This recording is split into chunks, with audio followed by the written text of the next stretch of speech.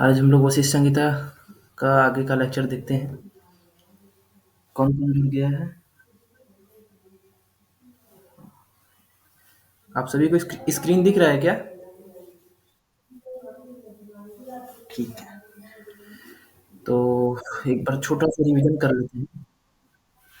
हरिओम हरिओम जी। देखिए, वशिष्ठ संहिता। वशिष्ठ संहिता किसके बीच संवाद है? शक्ति और मुनि वशिष्ठ के बीच संवाद है। अष्टांग योग की बात की गई है। योग के 8 अंग हैं। प्राणायाम कितना है? 3 है। ठीक है। प्राणायाम कौन कौन से हैं? रेचक, पूरक, कुंभक। और कितनी नाड़ी की बात की गई है? 14 नाड़ी की बात की गई है, मुख्यतः 14 नाड़ी।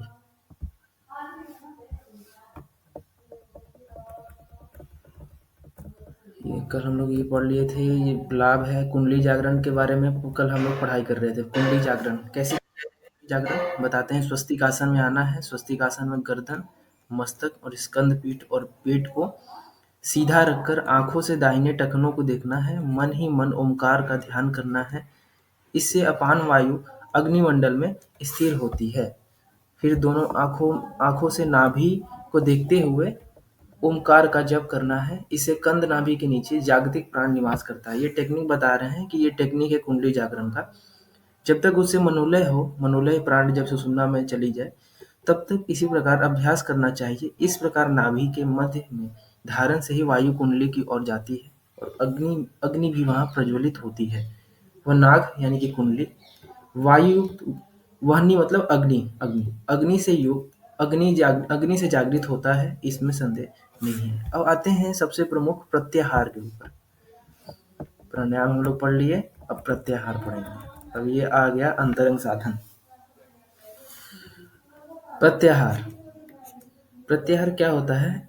इंद्रियाणां विचरन्तां विषयेषु स्वभावतः बलादाहरणं तेषां प्रत्याहारस्य उच्यते।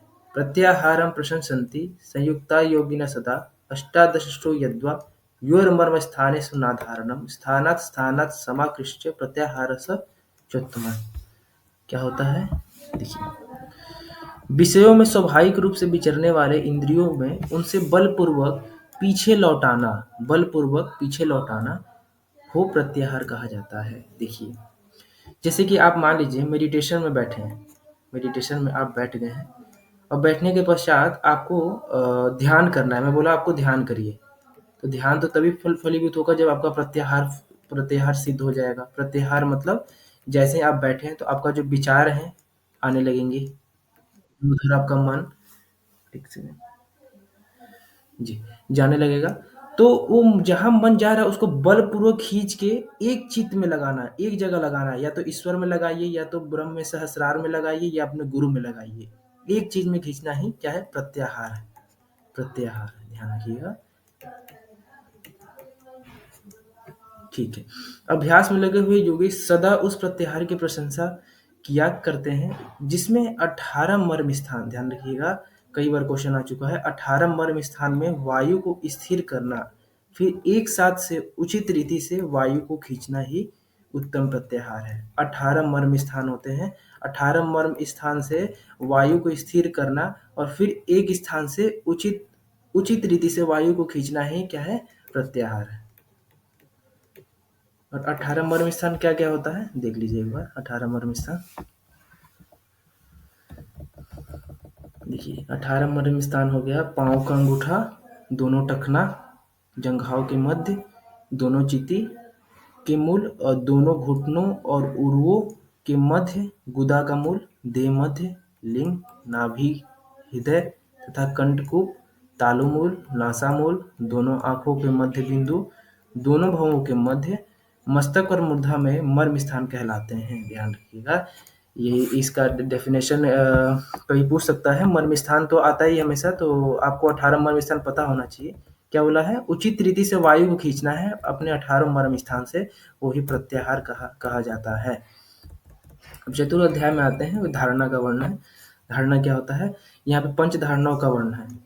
यम आदि गुणों से युक्त अपने में मन की स्थिरता ही क्या है? धारणा है। फिर धारणा के बारे में क्या बोलते हैं महर्षि वशिष्ठ जी? हृदय अंतराराकेश यद्वा काश धारणम एषा च धारणा प्रोक्ता तथैव आकाशगो भवेत्। हृदय में हृदय में अंतर आकाश के साथ बाह्य आकाश का चिंतन करना, इसे ही धारणा कहा गया है। और उससे योगी आंतरिक आकाश बिहारी बन सकता है। ध्यान रखिएगा ये वर्ड आकाश बिहारी। तो किस प्राणायाम के अंग को करने से आकाश बिहारी योगी बन सकता है? तो वो है प्रत्याहार। धारणा धारणा करने से क्या होता है? आकाश बिहारी बन जाएगा। आकाश बिहारी मतलब आकाश गमन। ठीक है। भूमिरापस्तथा तेजो वायुराकाशमेव च एतेषु पंचवर्णानां धारणम धारणा स्मृता। मतलब पृथ्वी, जल, तेज, वायु और आकाश पंच तत्व हैं। इनमें 5 बीज वर्णों यानी कि ल, व, र, य, अ। देखिए, पृथ्वी से स्टार्ट करिए। पृथ्वी, जल, अग्नि, वायु और आकाश। जो ये पांचों तत्व का जो बीज वर्ण है, बीज वर्ण को पृथ्वी का क्या है? पहले ल से स्टार्ट करिए। ल। फिर इसका क्या है? जल का व। फिर अग्नि का क्या है? लवर यानी कि र। फिर वायु को क्या है? य। आकाश का क्या है? ह। अब देखिए, अब चक्र से आपको रिलेट करना है तो यहाँ नीचे क्या हो जाएगा? मूलाधार। और वह क्या हो जाएगा? स्वादिष्ठान। फिर इसके बाद क्या? स्वादिष्ठान के बाद क्या आता है? मणिपुर। मणिपुर के बाद अनाहत। अनाहत। फिर ह के बाद क्या आता है? अनाहत के बाद क्या आता है? विशुद्धि। ये देखिए, ये पृथ्वी अब पूछेगा कि पृथ्वी तत्व में कौन से चक्र विद्यमान होता है? तो मूलाधार हो गया, बीज मंत्र ल हो गया। ये देखिए, आपको आना चाहिए। ये स्वादिष्ठान में व होता है, मणिपुर में रम बीज मंत्र होता है, अग्नि तत्व का निवास होता है, वायु तत्व का निवास अनाहत में होता है, यम बीज मंत्र, आकाश का ह होता है बीज मंत्र। ठीक, विशुद्धि चक्र ये आपको आना चाहिए। आप ऐसे लिख लीजिए बीज मंत्र लवर यह। नीचे से स्टार्ट करिए, लवर यह। ठीक है। अब वम वम ना ऊपर ना एक बिंदु लगाते रहिए तो बस हो जाएगा।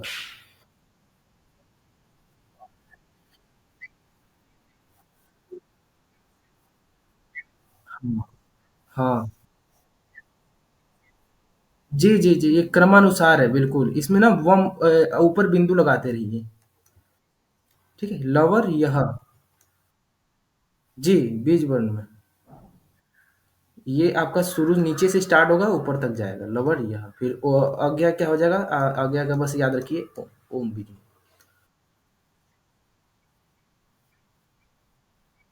जी, यम, वम, रम, यम, हम। पृथ्वी से स्टार्ट होगा, फिर जल आएगा, फिर अग्नि आएगा, वायु आएगा, फिर आकाश आएगा। मैं ना तत्व को और चक्र से रिलेट किया हूँ। पृथ्वी तत्व मूलाधार, जल तत्व स्वादिष्ठान, अग्नि तत्व मणिपुर, वायु तत्व अनाहत, आकाश तत्व विशुद्धि। ठीक है। तो यही बोल रहा है, चिंतन करना ही धारणा कही गई है। बीज मंत्र का चिंतन ही जब तत्व में आप पांचों वर्णों को बीज मंत्र के सहित चिंतन करते हैं तो वो धारणा कही जाती है। उनमें ही 5 देवताओं का चिंतन करना ही धारणा कही गई है। सभी तत्वों में 5 घटिका यानी कि 2 घंटा की धारणा करनी चाहिए। ठीक है ना? इसे इसमें आसानी है आपको याद करने में कि जो सभी तत्व हैं, आपको केवल 5 घटी यानी कि 5 घटी मतलब 2 घंटा।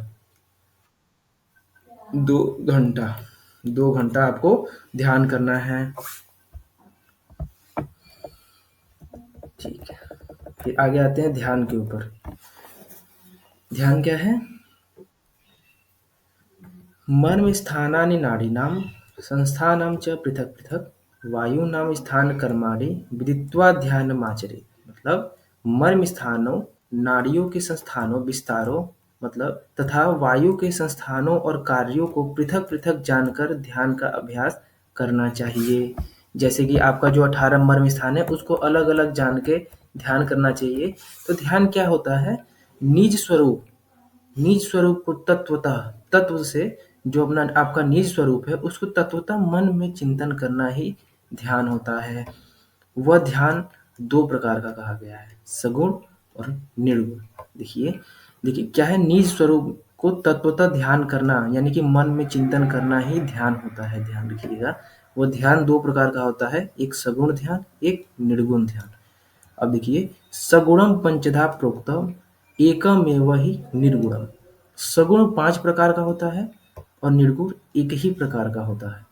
ध्यान रखिएगा, सगुण कितने प्रकार का? 5, और निर्गुण एक प्रकार का। और सगुण ध्यान के बारे में आते हैं। सगुण ध्यान क्या क्या 5 प्रकार में होते हैं, कैसे करना है सगुण ध्यान? देखिए ऐसे करना है। कंद के मध्य में उठा हुआ प्राणायाम से विकसित, कंद के मध्य में बताया था कि किसका निवास है? सुषुम्ना का। ठीक है, सुषुम्ना। सुषुम्ना में क्या है? प्राणायाम से विकसित जो 12 अंगुल नाल वाला, 12 अंगुल 4 अंगुल विस्तार वाला अष्टदल युक्त तथा केसर युक्त कर्णिका वाला हृदय कमल है, उसमें वासुदेव, जगन्नाथ, विशुद्ध चतुर्भुज, प्रसंत अंग वाला, शंख चक्र गदाधारी, किरीट तथा केयूरधारी, कमल पत्र समान नेत्र वाले, शिवत्स से चिन्हित वक्ष वाले, पूर्ण चंद्र के समान मुख वाले, विष्णु कमल दल के समान अरुण ओष्ठ वाला, अत्यंत प्रसन्न, निर्मल, स्फटिक के समान कांतिमान, पवित्र मुस्कुराहट वाले, पित्त वस्त्रधारी, अच्युत कमल की कांति के सदृश चरण वाले परमात्मा, चारों तरफ कांति से भासमान रूप वाला ईश्वर महापुरुष, ऐसा मन में चिंतन कर सब प्राणियों के हृदय में स्थित वो देवेश मैं ही हूँ, ऐसे विशिष्ट ज्ञान प्राप्त करने को सगुण ध्यान कहते हैं। ठीक है, ध्यान रखिएगा, एक बार और देख लीजिएगा रिवीजन करते वक्त। किसको बोलते हैं सगुण ज्ञान? आप मतलब आप सभी प्राणियों के हृदय में ईश्वर को, वासुदेव को आप देखिए, तभी तो आप राग द्वेष नहीं कर पाएंगे किसी से। जब आप सबको ईश्वर के ही रूप देखेंगे तो आप किसी से घृणा मोह सब खत्म हो जाएगा, सब पूजनीय हो जाएंगे, सब पूजनीय हो जाएंगे। तो वही बता रहे हैं सगुण ध्यान का टेक्निक। निर्गुण ध्यान, निर्गुण ध्यान क्या होता है? निर्गुण ध्यान एक तत्व ज्योतिर्मय शुद्ध, एक तत्व ज्योतिर्मय शुद्ध आकाश के समान सर्वगामी स्थिर अत्यंत स्वच्छ निर्मल नित्य आदि मध्य अंत से रहित विराट सूक्ष्म शब्द स्पर्श रूप रस गंध से परे ज्ञान एवं उपमा से विलक्षण आनंद आजार सत्य एवं असत आदि सभी का मूल कारण, सभी का मूल आधार, जगत स्वरूप अमूर्त, अज, अव्यय, अदृश्य, प्रत्येक के भीतर रहने वाला, सभी जगत उपस्थित रहने वाला, सर्वसाक्षी, अनंत पाँवों वाला, अनंत सिर वाला, अनंत स्पर्श वाला, ऐसा ब्रह्म के समान मैं ब्रह्म बनूं, ऐसी संवेदना होना ही निर्गुण ध्यान है। ठीक है, निर्गुण ध्यान एक प्रकार का होता है। सगुण ध्यान कितना प्रकार का? सगुण ध्यान कितना है? 5, निर्गुण 1 है। निर्गुण मतलब एक, यानी कि केवल ईश्वर यानी कि अपने स्वरूप में अपने ही दृष्टा का चिंतन करना, इसमें निर्गुण ध्यान है। और सगुण में क्या होता है? वासुदेव का ध्यान करना है हृदय चक्र में, सबको सबको सब जीवों को वासुदेव के रूप ही देखना है, ये आ जाएगा सगुण ध्यान में। बस ये याद रखिएगा, 5 प्रकार का सगुण, 1 प्रकार का निर्गुण।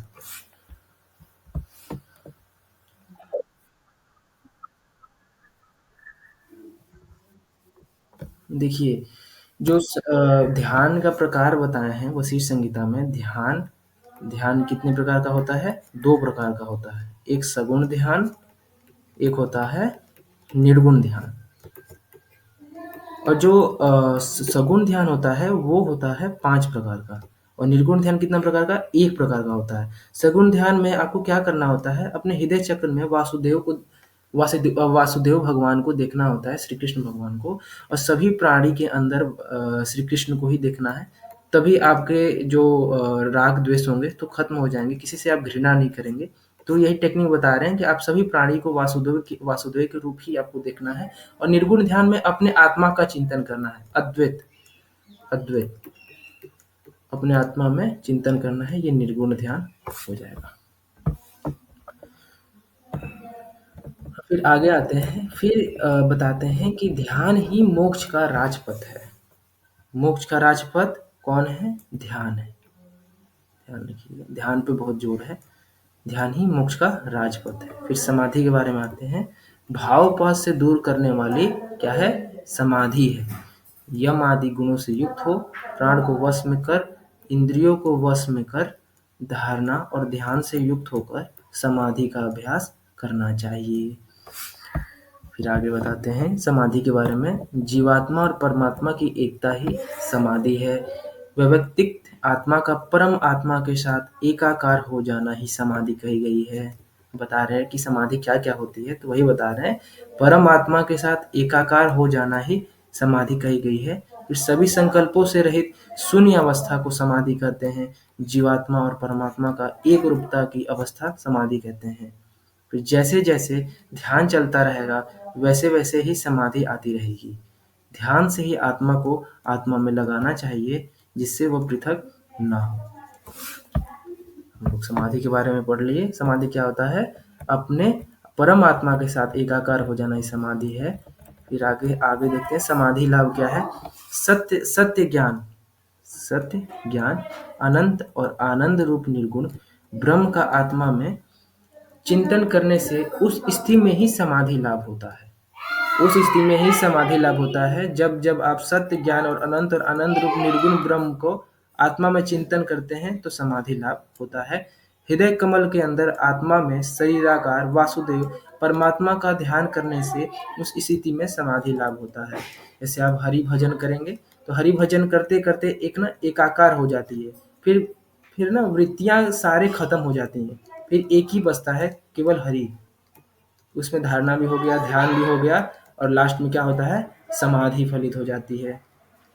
जब कुछ बचे ही नहीं, केवल हरि बचे, केवल राम बचे, जबते जबते एक ऐसा क्षण आता है, बस जब आत्मा अपने स्वरूप में स्थित हो जाता है। तो ये बताते हैं उस स्थिति में समाधि लाभ हो जाता है। हृदय कमल के मध्य में स्थित शिखा स्वरूप ज्योतिर्मय ईश्वर का ध्यान करने से ही वहाँ समाधि लाभ होता है। अपने हृदय में अपने इष्ट यानी कि वासुदेव का ध्यान करिए। वासुदेव का ध्यान करते करते एक ऐसा क्षण आएगा जहाँ आप सम आधि हो जाएगा, सम प्लस आधि हो जाएगा। इसी को बोलते हैं समाधि आ जाएगी, समाधि।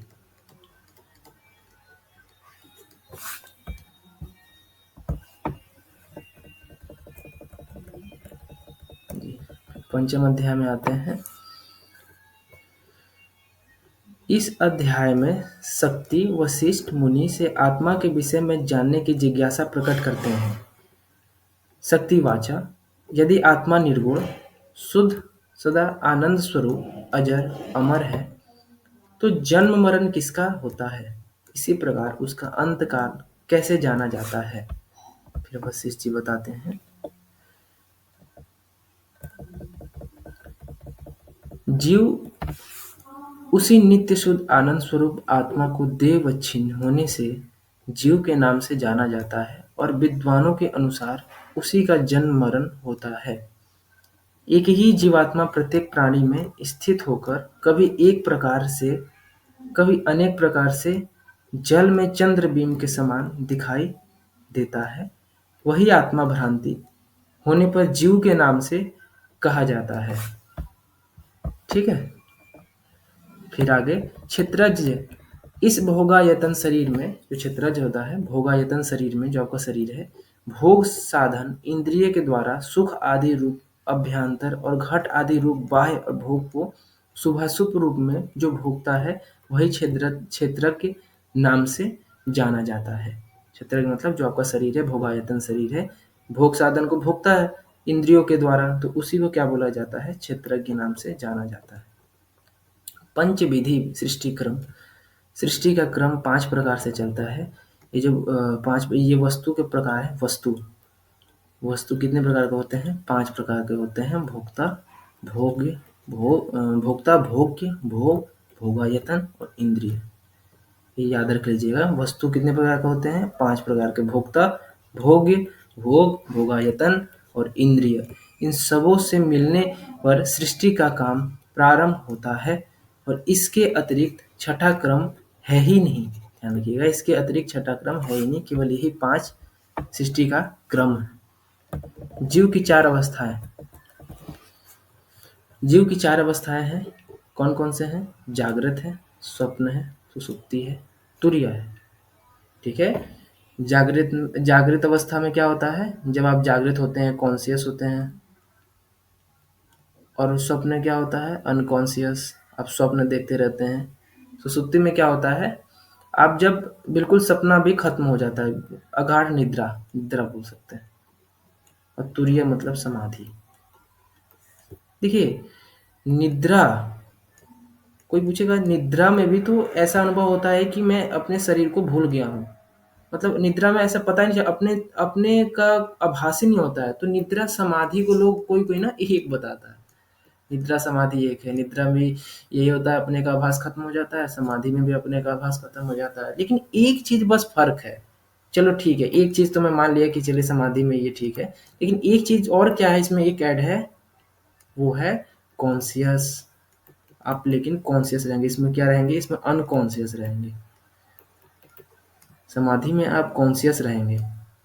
आप अपने का आभास तो खत्म तो हो ही जाएगा, लेकिन आप कॉन्शियस रहेंगे, चेतन रहेंगे।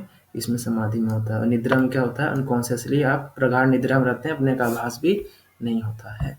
अभाव प्रत्यालंबना वृत्ति निद्रा। पतंजलि जी बताते हैं अभाव, अभाव ज्ञान का अभाव होता है। ज्ञान का अभाव है किसमें? निद्रा में। तो इसीलिए इसको बताते हैं स्वप्न सुषुप्ति अवस्था। फिर आगे देखते हैं कारण शरीर। कारण शरीर क्या होता है? शरीर का नाश होने पर सूक्ष्म लिंग शरीर में परिमित रूप से सदैव रहने वाले आत्मा के रूप तेजो रूप में वास होता है। पाप पुण्य के कारण ही यह दूसरा शरीर धारण करता है। कर्म का क्षय हो जाने पर आत्म मुक्ति होती है और इस शुद्धता से ही आत्मज्ञान होता है। देखिए, कारण शरीर क्या होता है? जब आपका एक ना शरीर, जैसे मान लीजिए ये शरीर है। शरीर जब मृत होता है तो एक एक ना कारण शरीर है, बिल्कुल इसी के साइज का है। तो वो शरीर छोड़ के, तो वही बताते हैं, शरीर छोड़ के जाता है, पाप पुण्य के द्वारा ही अपना दूसरा योनि प्राप्त करता है। ठीक है? फिर दूसरा शरीर धारण करता है, चाहे अपने कर्म के अनुसार, चाहे पशु हो, मनुष्य हो, चाहे स्वर्ग हो, अगर अच्छा कर्म किया है तो स्वर्ग, और समाधि में अगर लीन हो गया है तो समाधि। फिर उसको आना निर्वाण इसको बोलेंगे। फिर वो आएगा नहीं, निर्वाण। फिर निर्वाण में क्या होता है? वो फिर वापस शरीर धारण नहीं कर सकता। एक थ्रेशोल्ड ऊर्जा पे, जैसे कि ना आप थ्रेशोल्ड एक एनर्जी होता है। आप एस्केप वेलोसिटी में अगर फेंकते हैं कोई भी चीज़, मान लीजिए अर्थ है, अर्थ में अगर एक एस्केप वेलोसिटी है, रूट समथिंग होगा, मुझे याद नहीं है। अगर आप फेंकेंगे तो वो ऑब्जेक्ट दोबारा नहीं आ पाएगा, वो ना चला गया, एस्केप हो गया। तो यही होता है समाधि में। क्या होता है? आप दोबारा शरीर को धारण नहीं कर सकते हैं। वो निर्वाण की प्राप्त हो जाती है, निर्वाण।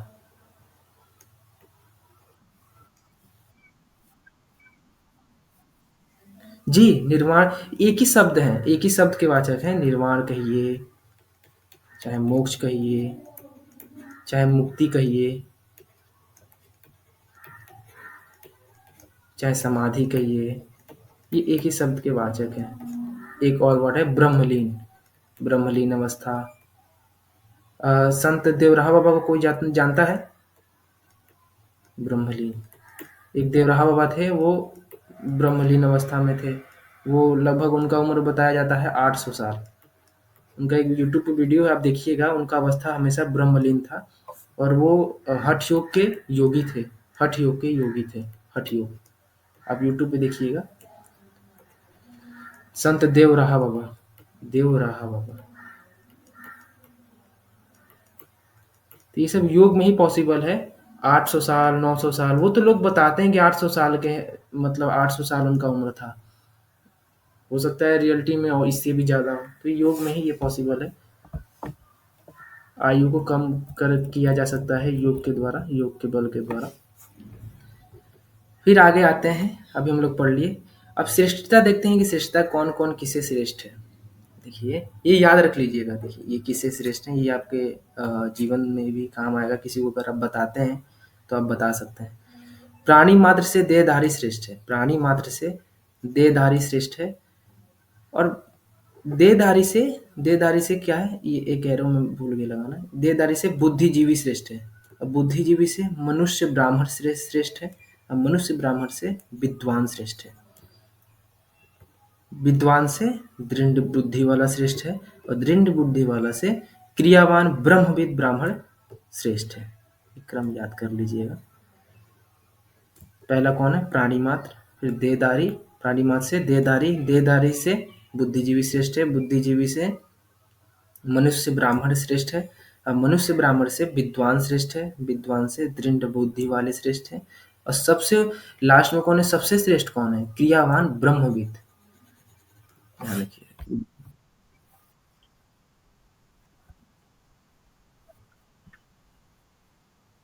नहीं, प्राणी मात्र मतलब आपका मानव शरीर ही हो गया। जैसे आपको कर्म करने का अधिकार केवल मानव का ही है ना, पशु और पक्षी का नहीं है ना, वो तो अपने कर्म भोग रहे हैं। मानव। जी, देहधारी, देहधारी जैसे मानव देवधारी।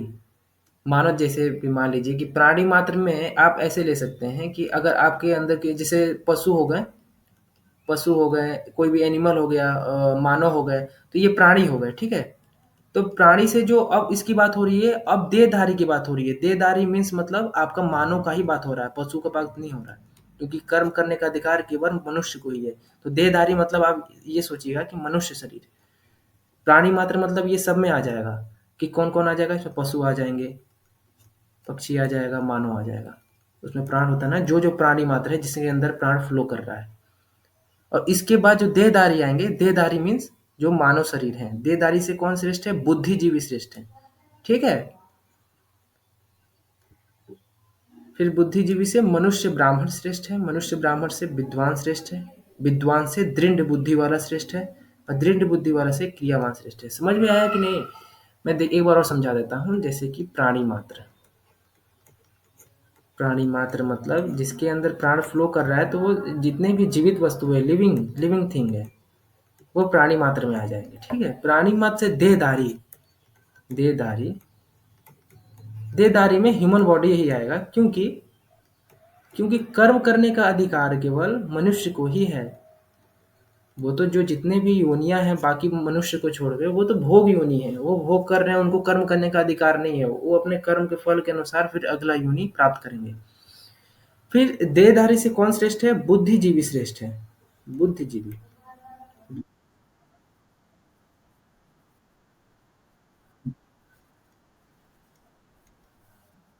जी जी जी जी। हाँ, ये भी है कि जैसे कि अगर कोई पशु हो गए, तो पशु ना, अगर जैसे कि कोई टाइगर हो गया, टाइगर शेर हो गया, तो शेर क्या करता है, शिकार करता है किसका, हिरण का, चाहे किसी चीज का। तो क्या वो पाप कर रहा है, कोई बताएगा पाप कर रहा है?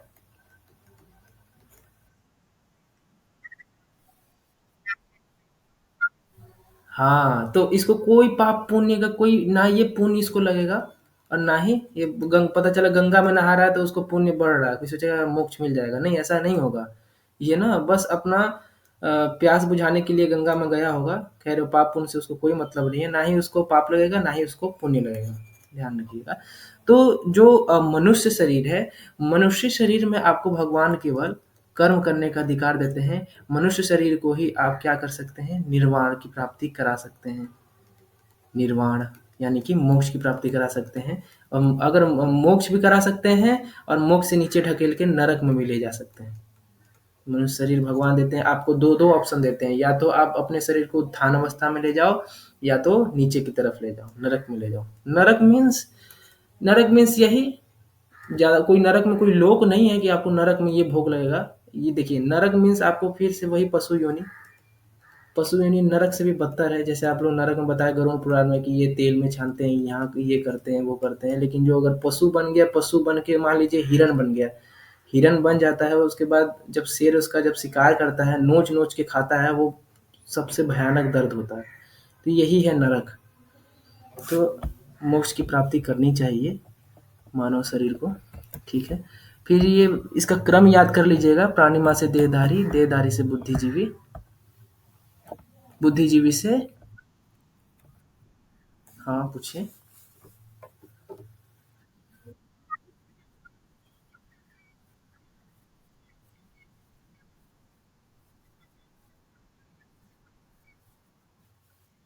हाँ, मैं अब बताता हूँ। अच्छा, अब मैं एक चीज़ आपको बताता हूँ, देखिए। कभी-कभी क्या होता है, जैसे मैं एक कहानी नहीं, एक रियल घटना बताता हूँ। महर्षि रमण, रमण के बारे में कोई जानता है? रमण, महर्षि रमण। हाँ, हाँ, महर्षि रमण जी के आश्रम में जब वो ब्रह्म की बात, मतलब जब सुबह में ब्रह्म ज्ञान जो होता था उनके आश्रम में, वही देते थे महर्षि रमन। तो एक गाय आती थी, गाय मतलब काऊ, वो डेली सुनने आती थी उनके आश्रम में। जैसे कि वहाँ पे मान लीजिए 100 लोग बैठे हैं, वो कुछ चुपचाप आती थी, किसी को डिस्टर्ब नहीं करती थी, सबसे पीछे बैठ जाती थी। तो महर्षि रमन मतलब समझ जाते थे। और वो जब एक दिन क्या हुआ, डेली जब आती गाय आती थी, एक दिन क्या हुआ कि वो एक दिन गाय आई नहीं। तो महर्षि रमन बोले कि अब मतलब उन महर्षि रमन स्वयं गए उस जहाँ से काऊ आती थी, तो काऊ जब गए गाय माता के पास, तो देखे कि गाय ऐसे लेटी हुई है, मतलब उसका तबीयत बहुत खराब हो गया था, उसका अंतिम स्थिति को प्राप्त होने वाली थी, अंतिम सांस चल रहा था। तो महर्षि रमन उसके सर पे अपना हाथ रखे, और जब वो मरी तो एक जैसे समाधि, पुरुष का समाधि होता है वैसे समाधि करवाए। और बाकी लोग पूछे ये कैसे हो सकता है, पशु योनि है, आप बोल रहे हैं कि ये तो मोक्ष की प्राप्ति हो गई, आप समाधि भी ऐसे दिए जैसे समाधि पुरुष होता है। आप जाएंगे ना एक जगह है, मैं जगह का नाम नहीं जानता हूँ, वो आज भी समाधि स्थित है, वो गाय का। तो मैं जगह आपको बाद में बता दूंगा, कई लोग दर्शन करने जाते भी हैं। तो वो महर्षि रमन बोले एक चीज, वो बोले क्या बोले कि देखो भाई, अगर संत की कृपा, संत की कृपा, अगर संत अगर संत कोई दुष्कृत कर्म करता है, दुष्कृत कर्म मतलब जैसे कि वो संत है लेकिन तभी भी उसके अंदर कुछ राग द्वेष बची है, तो भगवान उसे बहुत ज़्यादा दंड देते हैं। बाकी मानव शरीर जो नॉर्मल मानव शरीर है उसको तो उतना दंड नहीं देते हैं, लेकिन जो संत हैं, पुरुष हैं, तो वो अगर गलती करते हैं तो उसको क्या करते हैं ना, भगवान नीच योनि में प्रदान करते हैं। जैसे कोई कोई आप गाय देखे होंगे, बहुत ज़्यादा सीधा, एकदम सीधा। तो जो सीधा गाय होती हैं वो पिछले जन्म में कोई ना कोई संत या कोई महापुरुष ही होंगी। तो वो महापुरुष थे, जो गाय थे महापुरुष थी। तो वो बोले कि चूक हो जाता है, और चूक होने के कारण अगर वो योनि प्राप्त कर लेता है, फिर उसके बाद किसी संत का सानिध्य मिल जाता है। संत का सानिध्य, ध्यान रखिएगा, संत का सानिध्य, कौन सा संत, जो आत्मज्ञानी संत हो, उसका अगर सानिध्य मिल जाता है, तो पशु को भी वो क्या कर सकते हैं, पशु को भी क्या कर सकते हैं, मोक्ष दिला सकते हैं। ध्यान रखिएगा, संत यानी कि गुरु का कितना महत्व है। एक गुरु अगर चाहेगा, चाहे पशु योनि में हो, इसीलिए गुरु का महत्व है ना। गुरु का क्यों महत्व है इतना, हम लोग गुरु क्यों देते हैं, गुरु ब्रह्मा गुरु विष्णु गुरुदेव महेश्वरा, गुरु ही महेश है, गुरु ही विष्णु है। तो गुरु का यही महत्व है। तो गुरु क्या कर सकता है, आपको पशु से भी उठा सकता है, पशु से उठा के ही मोक्ष दिला सकता है। तो ये गुरु से पॉसिबल, लेकिन जनरली गुरु करते नहीं, क्योंकि वो जैसे कि पिछले जन्म से अगर कनेक्टेड है तो गुरु ध्यान देते हैं। ये तोता वाला बात हुआ ना, तो तोता में एक्चुअली में क्या होगा, पिछले जन्म में ना कोई संत होंगे, तो गलती से तोता बन गए होंगे किसी कर्म के अनुसार। अब समझ में आ गया ना, ये गुरु से पॉसिबल है। गुरु गुरु कुछ भी करा सकते हैं, इसीलिए बताते हैं कि गुरु ही ब्रह्म है, गुरु ही महेश्वर है। अब समझ में आ गया होगा आपको। अब देखिए, शरीर में वायु का संचरण। एक सेकंड, आप 1 मिनट रुक जाइएगा, 1 मिनट, 1 मिनट।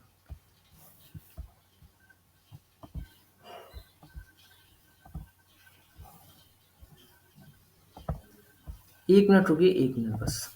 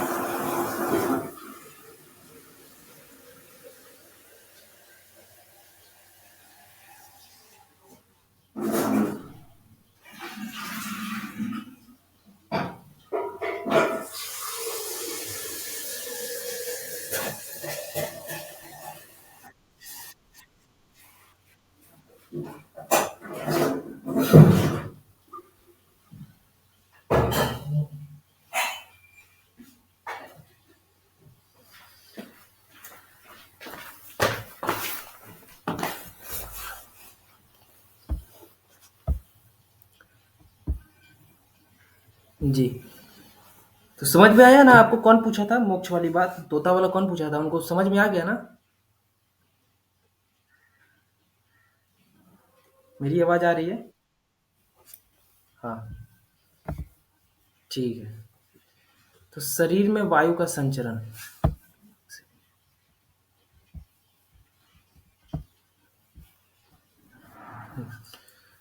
जो चंद्र बाएँ है, बाएँ आपका जो नासिका है, चंद्र यानी कि बाएँ लेफ्ट नोस्ट्रिल, वो किसका प्रतीक है? शीत तत्व, यानी कि रात्रि में बताया था शुरू में ही, शीत तत्व का प्रतीक है।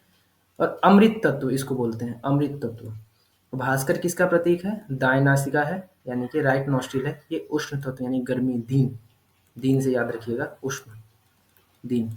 ये किसका स्वरूप है? विष रूप का स्वरूप है। ये बता रहे हैं कि शरीर में वायु का संचरण, एक रिलेट किए हैं कि ये शीत तत्व है, जो अमृत तत्व है, उष्ण तत्व है और विष रूप है। सुषुम्ना में जो मध्य में विराजमान है, उसको हम लोग देह मध्य में बोलते हैं। देह मध्य में सुषुम्ना विराजमान है।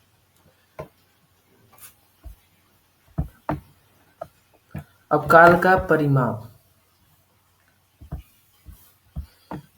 ये जो काल का परिमाप है, आप बिल्कुल रट्टा मार लीजिए। रट्टा ये पूरा आपको मारना है। रट्टा कैसे मारना है? देखिए, 60 श्वास इक्वल टू क्या होता है? एक प्राण होता है। 60 श्वास इक्वल टू एक प्राण होता है।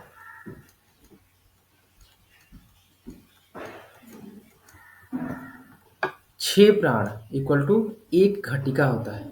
6 प्राण इक्वल टू एक घटिका।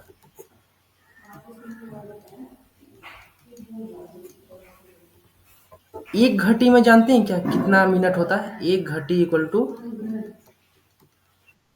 24 मिनट। ठीक है, एक घटी इक्वल टू कितना होता है? 24 मिनट। तो एक घटिका इक्वल टू कितना होता है? 6 प्राण होता है। 60 श्वास श्वास इक्वल टू एक प्राण होता है। और 3 ऋतु इक्वल टू एक अयन होता है। टोटल ऋतु कितने होते हैं साल भर में? 3 ऋतु, 3 ऋतु इक्वल टू एक अयन। एक अयन यानी कि 6 मंथ। 6 मंथ। टोटल 6 ऋतु हुआ ना? 6 ऋतु मतलब 3 ऋतु में एक अयन आता है। जैसे बोलते हैं ना कि एक अयन, जो कौन, 2 अयन होते हैं साल भर में। कौन कौन से अयन होते हैं? एक होता है दक्षिणायन, एक होता है उत्तरायण। हाँ, ये 2 अयन हो गया ना? तो 3 ऋतु बराबर एक अयन है। आप ऐसे ना समझ समझ के भी याद कर सकते हैं। देखिए, इसमें कोई वो खास नहीं है। देखिए, बस ये दो ऊपर के याद करिए। 60 श्वास बराबर एक प्राण। एक प्राण है, 60 श्वास बराबर एक प्राण। ठीक है, और 6 प्राण बराबर एक घटिका। और 3 ऋतु, 3 ऋतु यानी कि कितने मंथ हो गए? 6 मंथ हो गए। 6 मंथ कितना बराबर होता है? एक अयन के बराबर होता है ना? एक अयन के बराबर होता है। 5 घटिका इक्वल टू कितना होता है? एक राशि होता है, यानी कि 2 घंटा होता है। एक राशि इक्वल टू 5 घटिका। और एक राशि के बराबर, एक राशि बराबर कितना होता है? 2 घंटा होता है। आप मल्टीप्लाई भी करोगे तो 2 घंटा ही आएगा। 5 को किससे मल्टीप्लाई करना है? 24 से। तो ये कितना हो गया? एक राशि बराबर 2 घंटा हो गया। 5 घटिका इक्वल टू एक राशि, 2 घंटे। फिर 12 राशि इक्वल टू एक दिन। 12 राशि इक्वल टू एक दिन। और 6 ऋतु बराबर, 6 ऋतु कितना होता है? एक वर्ष होता है। फिर एक वर्ष में कितना अयन होता है? 2 अयन होता है। एक होता है दक्षिणायन, एक उत्तरायण। 100 वर्ष में क्या होता है? उत्तम आयु मानी गई है। 100 वर्ष को उत्तम आयु मानी गई है। और 30 दिन को क्या बोला गया है? एक मास। पता होगा सभी को। 2 मास बराबर एक ऋतु। आप डेली लिख के याद करोगे ना तो हो जाएगा। कोई इसमें वो नहीं है, बस याद होना चाहिए। इससे भी क्वेश्चन बने हैं। और मैं अभी क्विज में भी डालूंगा। क्विज में गलती मत करिएगा आप लोग। अब देखिए, 12 नक्षत्रों से मिलकर 12 खंडों में, ये जो राशि है, राशि का मैं नाम ले रहा हूँ। मेष, वृष, मिथुन, कर्क, सिंह, कन्या, तुला, वृश्चिक, धनु, मकर, कुंभ और मीन में विभाजित होकर 12 राशियां बनती हैं। कितनी राशियां बनती हैं? 12 राशियां। 12 राशि। सभी राशियों में आदि नाड़ी का वायु तत्व वाले गुरु और अब देखिए, चलिए मैं अच्छे से समझाता हूँ। पृथ्वी से स्टार्ट करिए। पृथ्वी, जल, अग्नि, पृथ्वी जल अग्नि वायु आकाश। अब जल्दी से इसका बीज मंत्र कौन बताएगा? बीज मंत्र बताइए। पृथ्वी का जल्दी बताइए क्या होगा?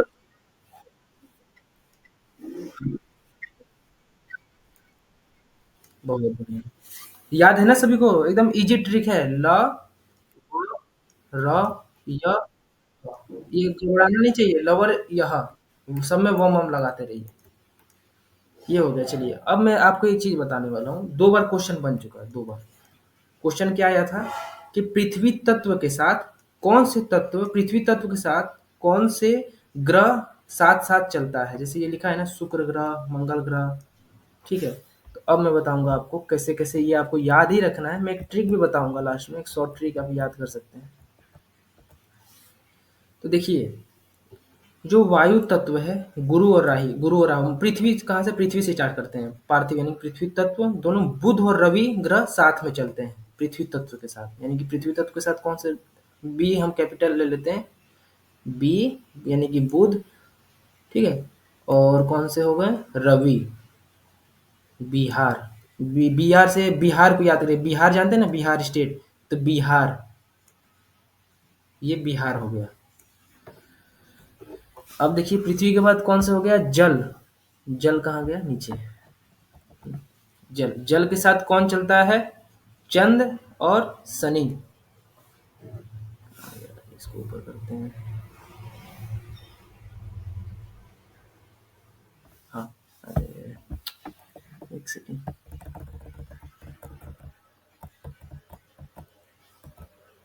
जल के साथ कौन सा तत्व चलता है? चंद्र और सी और एस, शनि। क्या क्या पहले क्या आ गया? बिहार आ गया, बी और आर, और फिर आ गया सी और एस। सी और एस मतलब चंद्र और शनि। बी मतलब बुध, आर मतलब रवि। मैं ऐसे ही बता रहा हूँ, आप याद कर सकते हैं। या तो आप ऐसे थ्योरी पढ़ के याद कर लीजिए, या तो ऐसे लिख लीजिए, बी आर फिर सी एस, यानी कि बुध और रवि। पृथ्वी के साथ, पृथ्वी से ही हमेशा स्टार्ट करिएगा।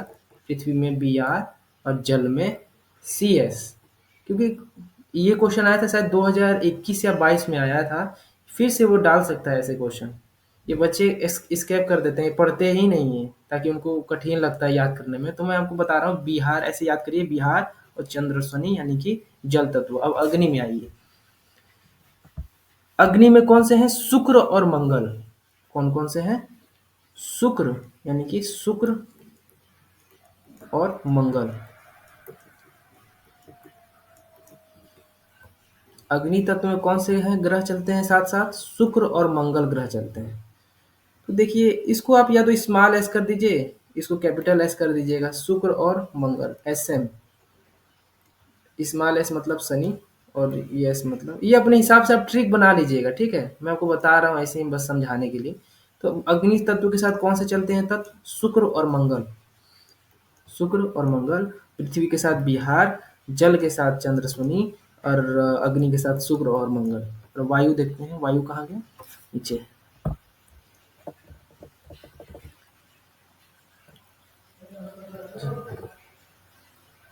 वायु कहाँ गया? ऊपर है, ऊपर।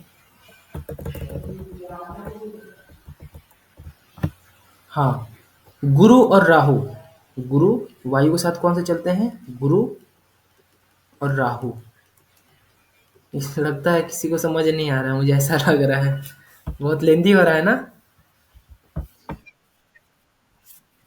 हाँ, ये क्योंकि ये ऐसा ही टॉपिक है, मैक्सिमम बच्चे ये छोड़ देते हैं। ये ना, ये 2 क्वेश्चन आया था, मैं इसलिए।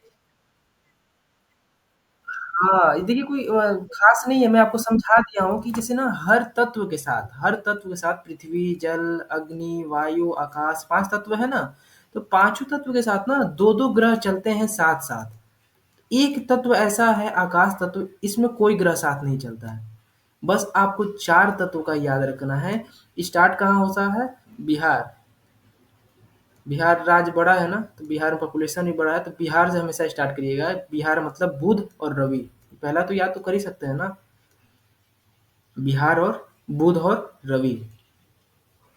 बुध और रवि से स्टार्ट होगा, फिर नीचे पृथ्वी जल में आइए, फिर अग्नि में आइए, फिर वायु में आइए। वायु में कौन से तत्व हैं? वायु में कौन से तत्व हैं? हाँ, गुरु और राहु। और आकाश में कौन से हैं? आकाश में कोई तत्व नहीं है, याद रखिएगा। आकाश में कोई तत्व नहीं है।